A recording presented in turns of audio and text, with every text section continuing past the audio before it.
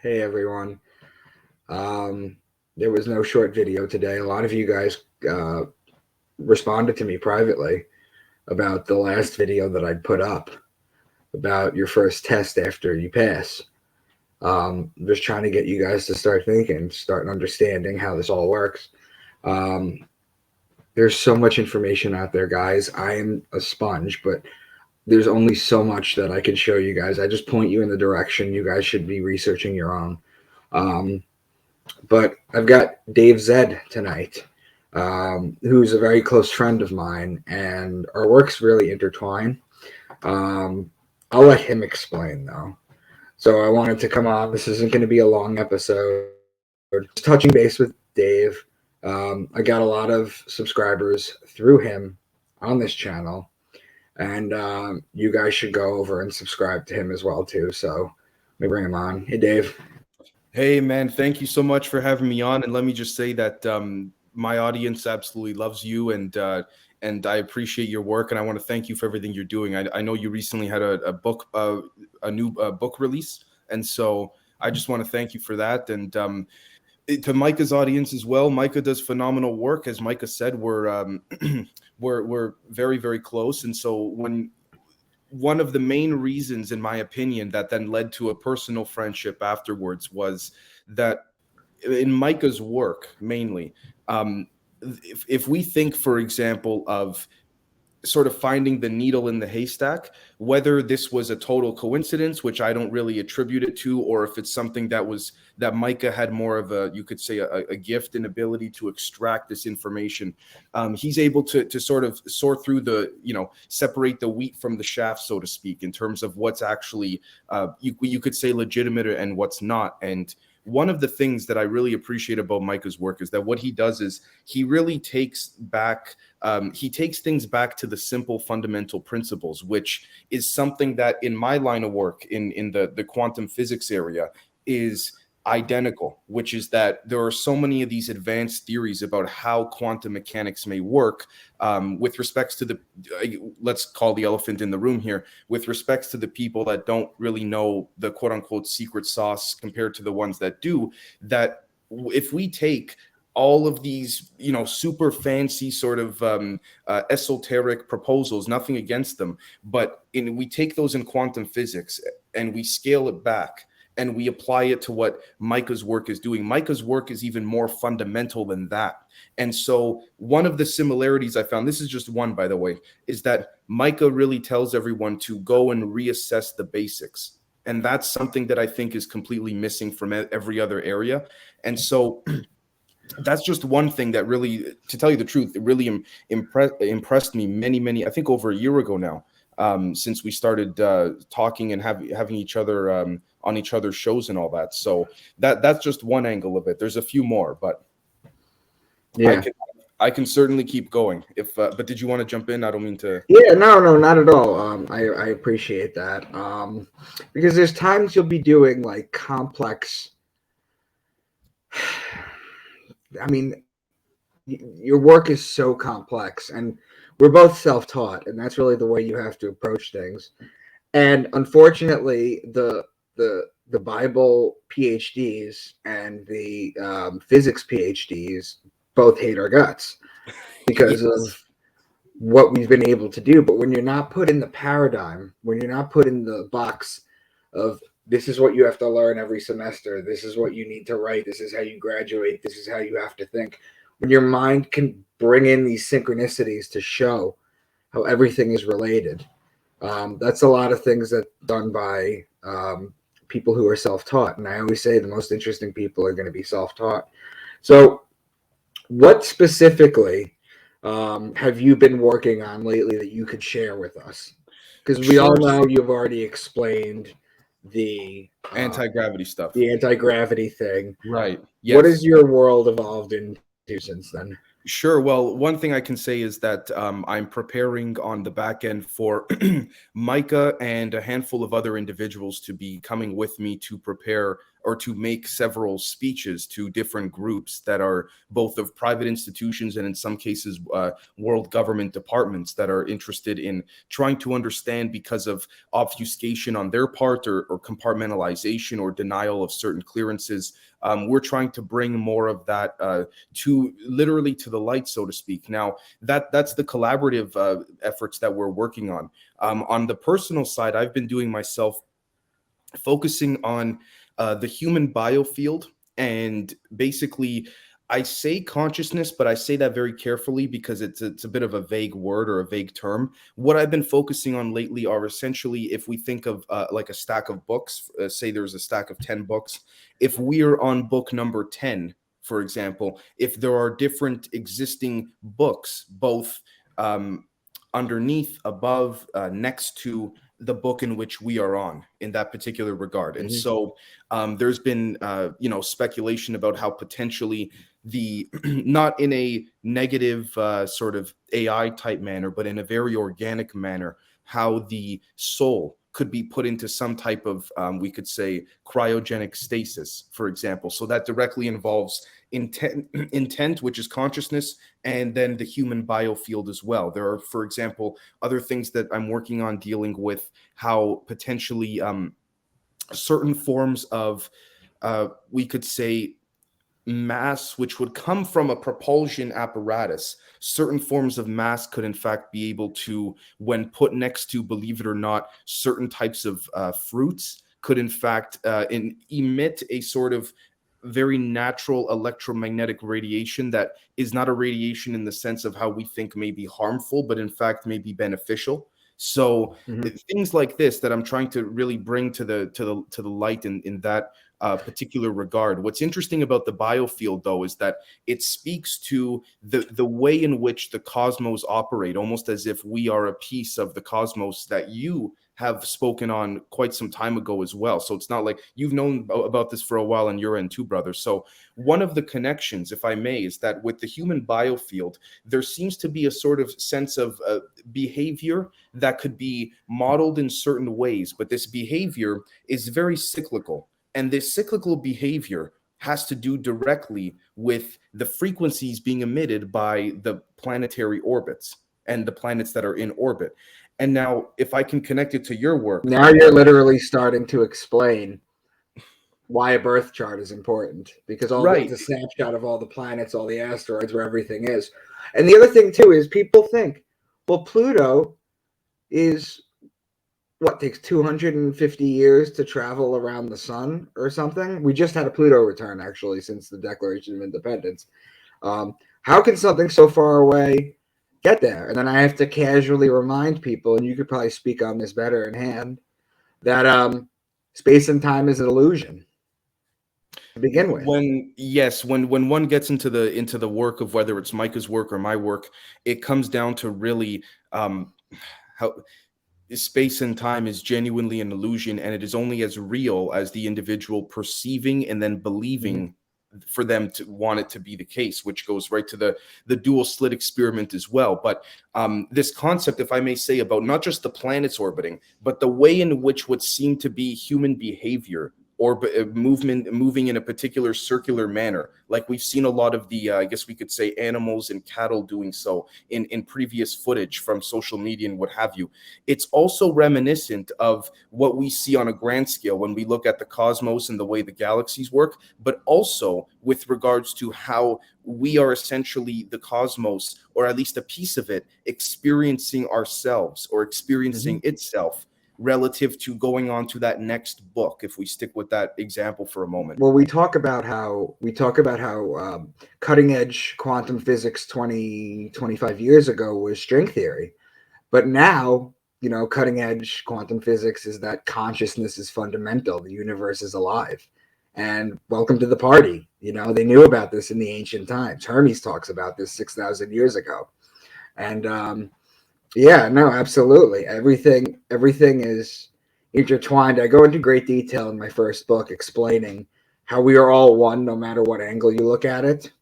And yeah, there are fundamental patterns. But you said something interesting a couple minutes ago, and I'm trying to understand the basically holding on the soul. or just just putting it in place? Are you talking about mathematically proving the shift from the human body into maybe another vessel?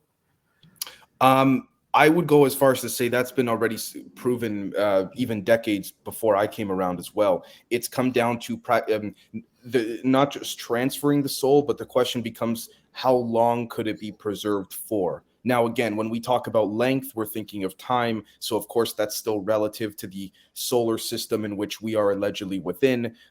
So that's when it starts to get a little bit icky, so to speak, in terms of, okay, what are we relating this to? If there may be some type of alleged pole flip on its way, will that change the orbit of things, therefore Oh, change? if the poles change, all astrotheology has to be recalibrated. Astrology completely Okay. has to be recalibrated completely. It's going to flip it on its head. And to Do be you perfectly think? honest with you, I'm not smart enough to figure out exactly how everything shifts, but I know that everything, the way we calibrate things now, is changes 100% if it's a If pole I can shift. ask a question to you, Micah, do you think that every time, let's just assume for a moment there's some, like a clock, there's some type of shift or pole shift every, say, 12, 13,000 years. Let's just Right. assume for a moment. Would you, regardless of how many X amount of years or whatever it is, would you assume that this is being, every time the zodiac, or when the zodiac wheel was given to what seemed to be humans, or whether it was something that our ancestors came up with shortly after this alleged prior flip, do you think that this sort of map, if you will, is handed to us or attained by us every cycle, and it Well, must be because of the change of the orbits and all of this? see, that's a good question because I don't know. Did I get you on Oppenheimer Ranch? Yes. Okay, so you know Diamond, he's a geologist, right? Very His nice work guy. Yeah. shows, I don't know if he ever spoke to you, but his work shows that we go through cyclical cataclysms every 12,000 years, 13,000 years. To understand the great year, which is the precession of the equinox, each sign is 2,160 years that we're in.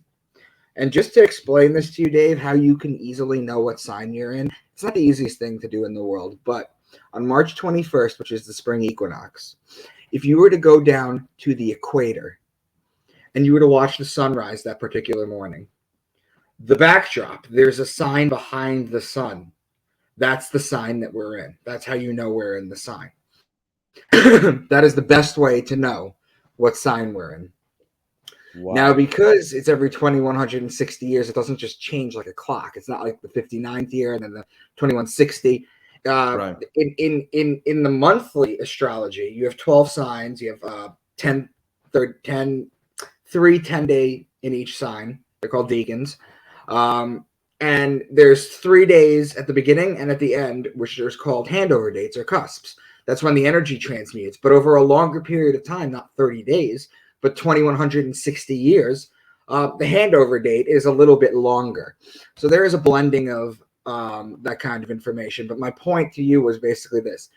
If we have a cataclysm every 12,000, 13,000 years, which it seems to do that, consciousness seems to rise, and then it sets us back down. We go underground, and then it rises. It's like a sine wave, basically, if you were to watch it that way. But what you need to know is that to fully grasp the astrological clock, you need an uninterrupted time of 2160 times 12 signs. That's 25,920 years. It's called the Great Year.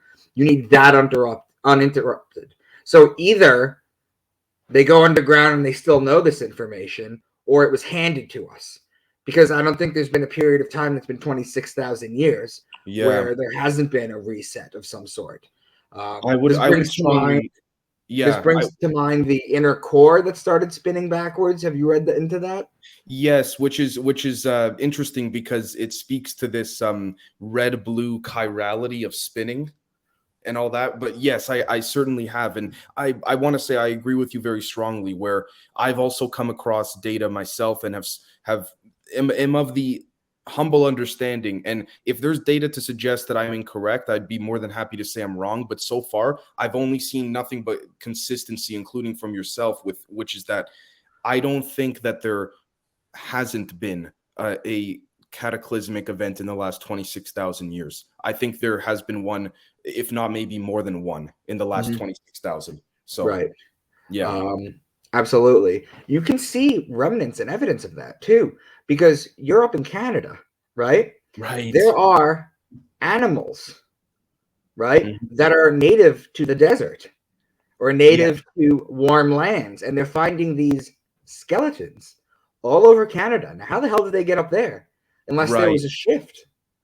You have even the in CNBC Indonesia. I can send you the article after this, which is that the Mhm. excuse me, the Homo floresians or flores. Forgive me if I butcher that, but basically what are were allegedly our ancestors, allegedly from about 50,000 years ago. I think Right, no more than 2 feet tall in height, but extremely strong, extremely fast. It's been stated by an archaeologist that they are still alive in Indonesia. And it's interesting because it was put out on CNBC Indonesia, but not the Western or European CNBC. So right, it's kind of like they're throwing it there, but it's just kind of being left there. But what's interesting is that there's footage that I've seen that it shows dirt bike riders just riding in Indonesia, and these same looking, at least in terms of physical description, beings are whether on purpose or accidentally, I don't know, but they'll tip the motorbike over, right. and then they will catch up to the motorbike. Once they keep riding again, they will outrun the motorbike, and then they will run into the trees or into the forest. So I mean, look, at the end of the day, if our ancestors, or whether they are or aren't, is not up to, not my point, but if they've had about 50,000 years for even some of them to have survived and keep that lineage of memory over what's happened, you'd have significant increase in intellect, and not just that, but even in physical capability. Now, that doesn't mean that they're necessarily ahead of us in a particular way, but they may Right. be in others. And this is where it starts to get interesting, because I think this whole thing of, are there species ahead of us or are there species behind us, whether they're related to us genetically or not, I think to me it speaks to more about opening up the concept of perception pertaining to what we may deem as advanced may be something that is significantly different than what has not been discovered by us. 100%. You know, it's interesting because I used to live in Boston, and my cousin, I'm not going to say her name because she abhors publicity, but my cousin is the top radiologist in the country, and she worked at Harvard. And when I was living in Boston, we went to a museum one day, and there were dinosaur.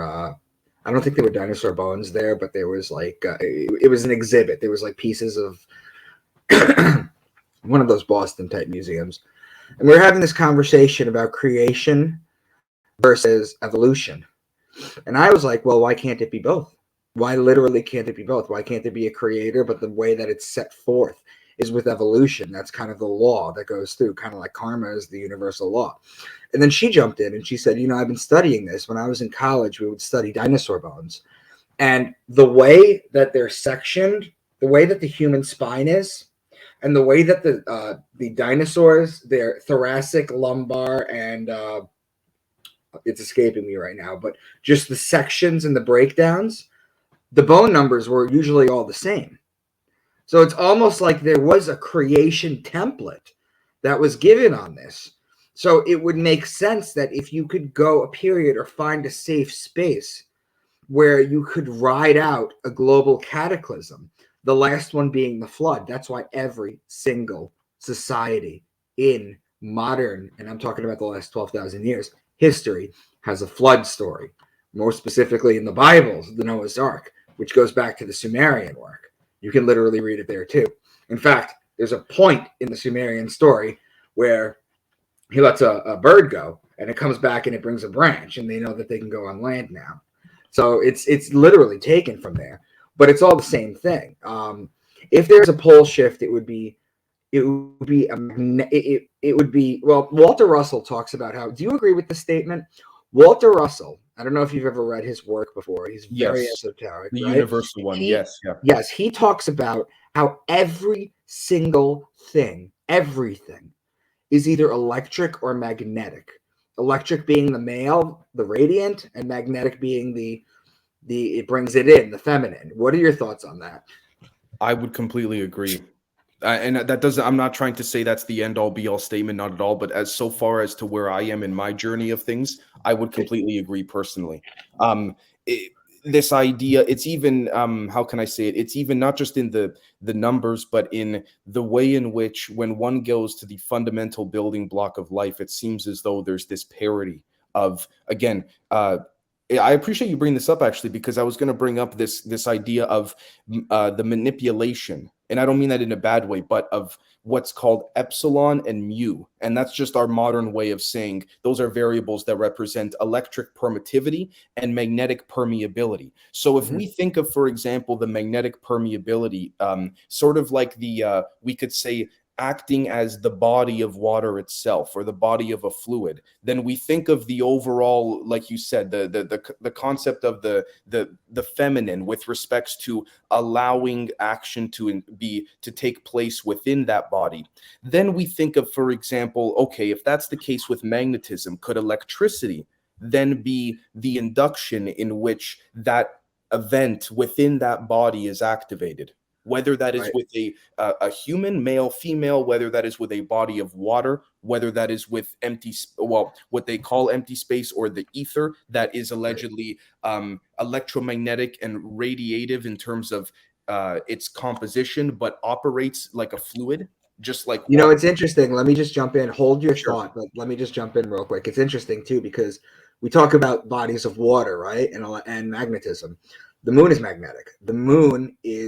Um, the moon is the feminine, and the moon controls the tides of the water, and we're what, 70 to 95% water. It's insane to think that the moon doesn't control us. I mean, Jesus Christ, the moon's waxing and waning 28-day cycle, 13 months, is exactly the same as a woman's. I mean, this is when it takes us to the concept, if we think about it on a grander scale, of the this idea of the Saturn moon matrix, in terms of, okay, well, if the moon, to your point, represents that feminine permeability, where would the male permittivity be? And so I don't mean to immediately jump to Saturn without any data or anything like this, but you look at the hexagon on Saturn, you look at what seem to be the acoustic and radio wave emissions that Saturn gives off.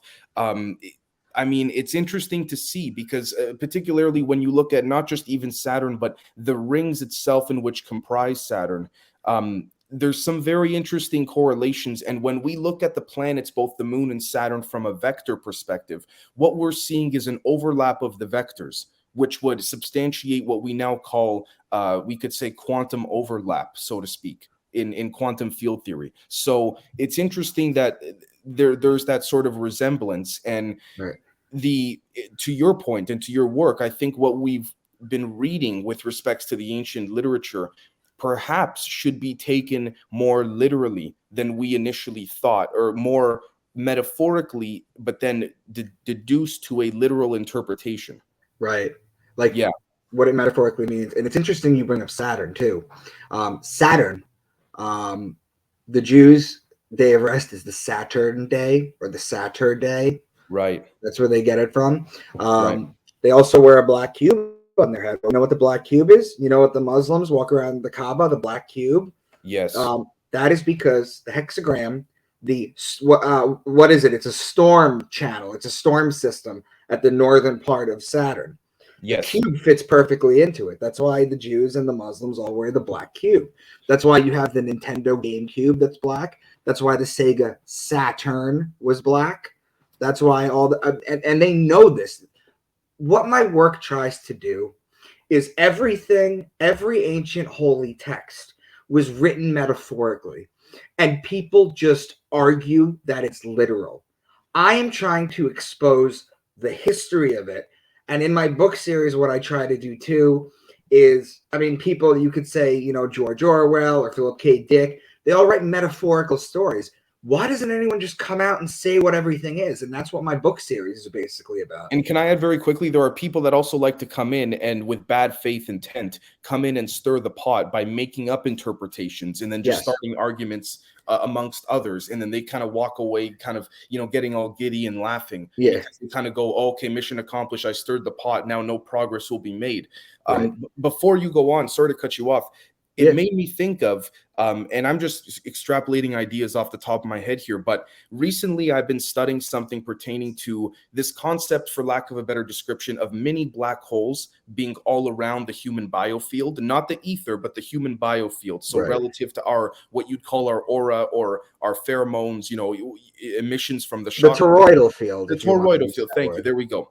So we see the black cube being something in which is praised quite avidly. Well, what's interesting about, whether known or not, what's interesting is that there's been a theory that we may be within a sort of black hole with respects to not just Earth, but the orbits of the planet. And if something were to be keeping us in a black hole so as to make us think, for a number of reasons, we're alone in the universe and all this kind of stuff, then the opposite of a black hole, as it pertains to loop quantum gravity and quantum field theory today, is a white hole. And a white hole is what is allegedly experienced when someone goes through, or information goes through the very center of the black hole, where everything is propagating from. And we see that from a data perspective because we see that Hochberg and Visser out of Los Alamos, I believe in the 80s, 80s or 90s, put out multiple papers where they proved that the throat of a wormhole and a black hole is all that's needed to be understood about that apparatus. Because then Right. once you know the throat, you can then build integrally, like steps of a stairs from there. I said this on a Zoom call with my members recently. You don't, if you're a bricklayer, or you do paving or anything, and you have to do some steps, you don't say, okay, let's start at step 7 and then I'll do step 5 and then I'll do step 10. Right. No, you start from 1 and then you build from there. So it's possible that we can even apply that to the cycle in which your work lays out very well, which is this idea that it starts with one person basically waking up in the age of Aquarius, if we relate it to modern times, and then it starts to build, it branches off like a tree to other humans and other people. And then that sort of idea of manifesting things continues in a spiral manner. And I'll end it with this. When we think of, for example, wanting to achieve a task, or we think of, I'll use yourself, Mike, as an example. When you started your great books many months ago, you didn't say to yourself, okay, I'm going to, I guess you could say, I'm gonna write this one book, and then you didn't expect the following day or even the following week to have the book finished. It literally took you time and effort. But one could argue that's a cyclical process, because if it was linear, the book would immediately sort of show up right away in the order in which we thought. No, you had to think, maybe you had to sleep on some topics, you had to discuss maybe with your wife, for example, and then you start to write a chapter. You see what I'm saying? So yeah. Now, correct me if I'm wrong, but explain to me if this has anything to do with it. Sure. I'm under the impression that inside, you mentioned inside a black hole. Yeah. I was under the impression that within a black hole, there are two forms of information. One is, let's say I'm in a black hole, and I'm in the black hole. So there's me in the black hole. But then on the surface level of the black hole, isn't the information also spread out equally?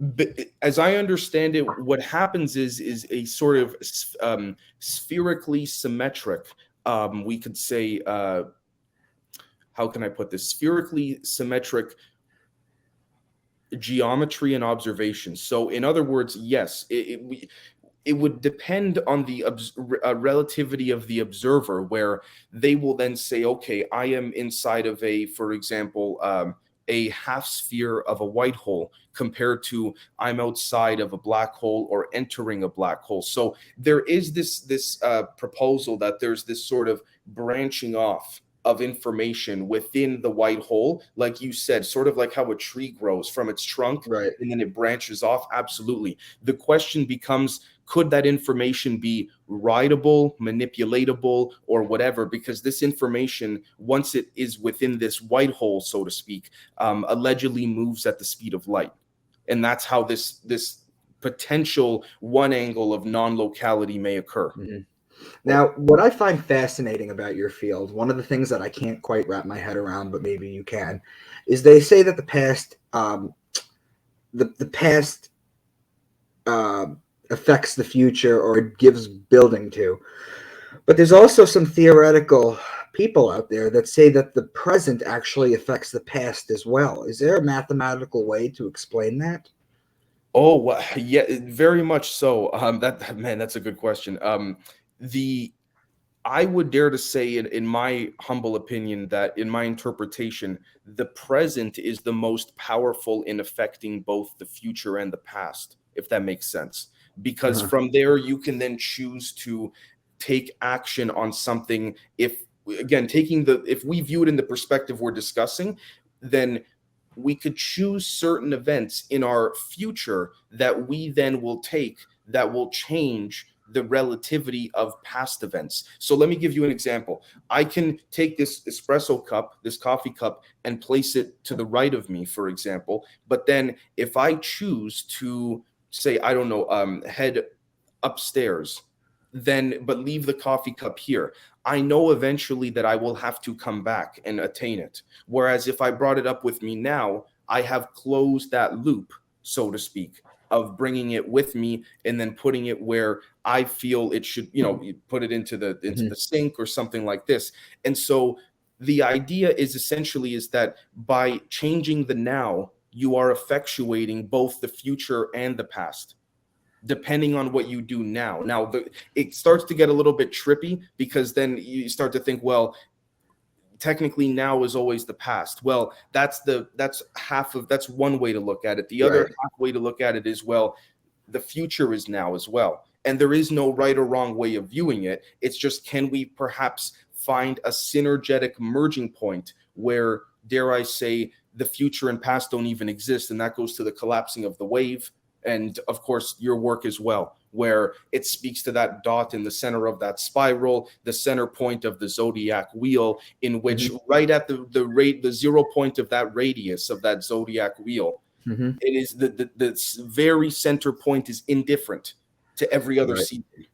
You know how we say, for example, this bottle, right? Yeah, If I put it behind me and no one can see it, right. uh, and I'm using this bottle as an example for like a molecule or something, all right, Sure, for an sure. atom. Okay, if it's behind me and nothing is observing it, nothing is collapsing the wave function, then it exists in superposition, right? It exists as a wave of probabilities, and then when you see it, it collapses it. It essentially, as I understand it, to a particular degree, the it also depends on which individual is observing it, in the sense of, it depends on their emotional state, it depends on their mental state. And this idea of superpositioning goes right back to an infinite amount of, say, stacked books, and those books in this case represent the outcome of what you're going to experience when you turn around in this example. And so what then ends up happening is, depending on your emotional state, this is actually something done in um, neurology and psychology and brain science by Dr. Carl Friston. It's called active inference. This idea that there's an infinite amount of possibilities or books that are underlying the top book of what we're experiencing, but the observer slash experiencer's mental state, emotional state, spiritual state will dictate the probability of what is experienced once they turn around, if that makes sense. So you may have, say, you have a door behind I you. guess you could kind of think of it as like, let's say we're both looking at something, right? We've Right. already made the UFO example where someone sees a Yes. Yeah. triangle, where someone sees. We've already done that. Right. Right. But I guess to basically bring it down even further, let's say me and you are hanging out and we're looking at a painting, and Right. I observe it in one way, but you're colorblind. You see it in a completely different way. It depends on the observer. So that's like a nice way to think about it. Not just that, but even optically as well, is sometimes people will have a quick moment where they'll think that a painting or a picture they're looking at has suddenly moved very Yeah. quickly, right? That, in terms of one's perspective, that is not necessarily an incorrect fact or Right. statement to make from a quantum perspective. So there's this whole theory, there's this whole thought theory that if all conscious life on this planet died, would the planet still exist? Would anything exist if there was no conscious observation? And then you think about the fact that if they're saying that the universe is conscious now, then doesn't, if the universe is self-conscious or conscious, then doesn't everything have to exist? Because nothing would be outside of it to not be observed. These man, this is I man, these are great questions. This is a so I would say, as long as there is a, and I'm really trying to simplify because I'm gonna have to go into like a 3-hour word salad, and unintentionally if I did, but basically I would say, to your point, that if there was some form of uh, existence outside of individual perception, it would only speak to a fractalized or tethered connective part of ourselves in which we have yet to experience. And I'm not saying that there isn't nothing, but it would speak to this idea of something from nothing.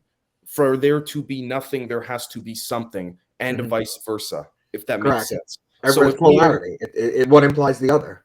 right, and Um, if we were a piece of the universe, which I'm of the opinion that we are, we are um, 100. We are 100%. right, right. And I would say that ultimately, if we are not at a point of realization with respects to a spiritual, we could say, level of us moving to another, say book 10, we don't know, we think there's only book 1 to 10 when really there's book 10 to infinity, then Correct. I think that's when things start to get interesting with respects to personal experience and journey, because Right. each individual's journey is separate, but everyone ends up at the same point. But that's just like saying, for example, I want to order a pizza, 12 slices and a nice pizza, but you tell the people you're ordering the pizza from, I only want to eat slice number 12 over and over again. No, there's what there, you got to eat slice 1 to 12. It doesn't Right. work like, yeah. So Right. that's where I'd put it. Yeah. Cool. I mean, the interesting thing too is that when you're talking about parameters. You're talking about we're all experiencing it, but the parameters you're talking about, that's basically our audio parameters and our visual parameters, because it's interesting. Because in part of my work, what I talk about is I talk about people that have near-death experiences. Their hearts stop, and then they leave their body. Yep. They don't have physical optic nerves. They don't have timpani in their ears. They don't have any of this kind of stuff.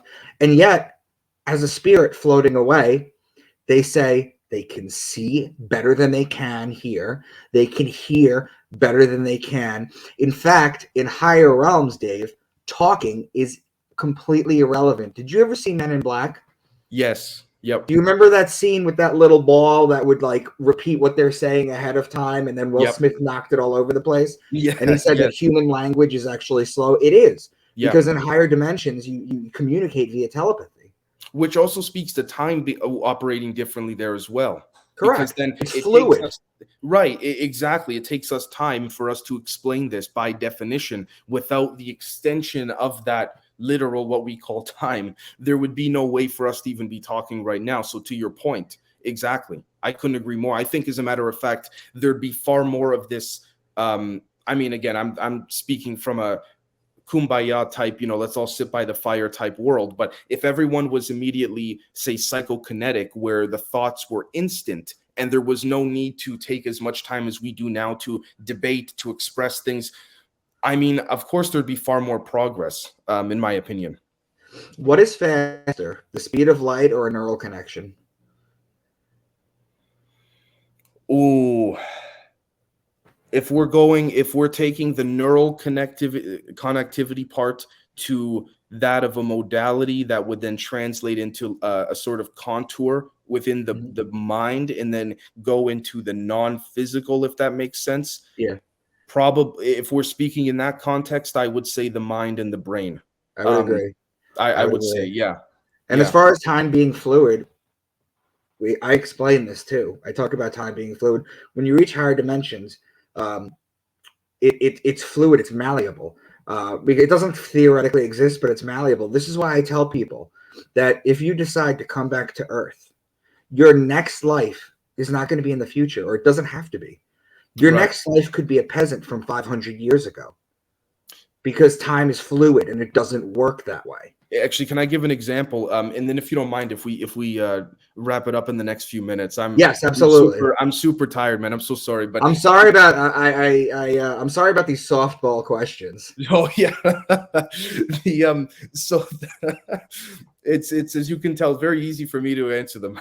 So if we think of a surfer on a body of water, we think of the body of water as being within our perception, flat, in the sense of there's no, I mean, unless there's a wave, there's no consistent curvature of the water. So say, for example, we have the surfer on the water at point A, and he's surfing towards point B on the water. Now, if the water itself as a fluid represents time, because it takes that time for the surfer to get to point B, the question becomes, in these other, say, levels, realms, dimensions, whatever, to add to your point, brother, the idea would be that just by thinking of where one wants to go, the surfer is then taking the body of water with point B, and then instead of it being flat, curving the body of water to the surfer. Yeah. And that water also You're talking about a Mobius strip. Absolutely. That would represent space-time metric as well. That's also representative of a traversable wormhole, where you bring the location to you, or essentially you meet it, sort of like a doorway. It folds like one of those like one of those foldable laundry baskets that you could fold down. Yes, precisely that. This speaks to superpositioning, in the sense that, think of that folding, but it's infinite, in terms of how many levels it can fold into or out of. Right? Because the idea that you see in old sci-fi is basically you have like the Star Trek, where people they beam each other from place to place.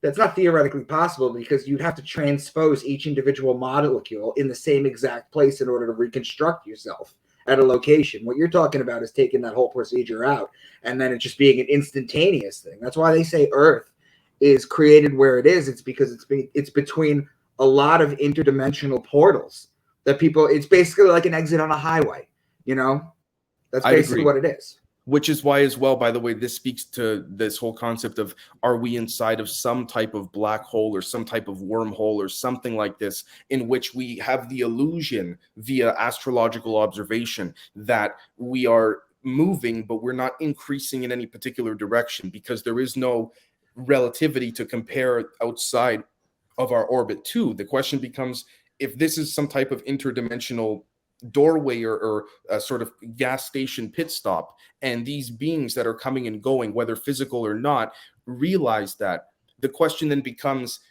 is this sort of like the people running the gas station know that they're giving the illusion to the employees, for example, that the gas station itself is not actually filling up their cars with gas, but no one else knows that. You see, so that's how I would liken it to. But I'm so sorry, man. I do. No, it's fine. This was great, man. Just let everyone know where they could find you, and you'll keep me posted, right? The second you hear anything from a place, absolutely, let's do this. Even if it's a virtual conference. Absolutely. 100%. Well, I want to thank you so much to yourself and to your audience for bringing me on. This has been a beautiful conversation. I could be found at patreon.com/Generation Z, spelled ZED, no space, no caps on Generation or Z. Also at DaveZ.substack.com, as well as Generation Z, again, ZED, for all of them. Podcast, you can search that up on Spotify, Apple Podcasts, Podbean, or YouTube.